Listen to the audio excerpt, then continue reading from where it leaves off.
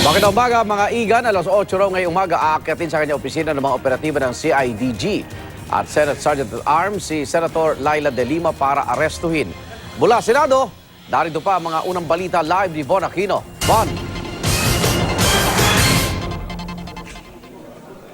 Yes, Igan, hanggang sa mga oras nga na ito, no, ay naantabayanan pa rin natin yung pagsisilbi ng warrant of arrest kay Senadora Laila De Lima dito sa kanyang opisina sa Senado. No? At kanina nakausap natin si Jose Balahadja, yung Senate Sergeant at Arms, at ayon sa kanya, alas 8 raw talaga yung kanilang napagkasunduan ng CIDG sa pagsisilbi ng warrant of arrest. Ang magiging proseso raw, mismong si General Balahadja ang aakyat dito sa opisina ni Senadora De Lima at siyang sasama sa kanya pababa sa opisina ng Senate Sergeant at Arms kung saan naghihintay ang mga tauhan ng CIDG. Matapos nito, ipepresent niya raw ang senadora sa mga miyembro ng CIDG at dito magkakaroon ng verification ng warrant of arrest. Matapos nito, ay didiretso na raw ng mga tauhan ng CIDG ang senadora sa PNP Custodial Center.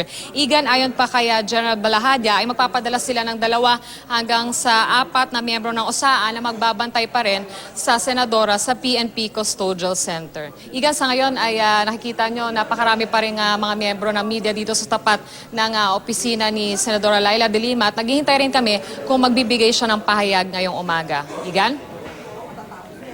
Maraming salamat, Bon Aquino.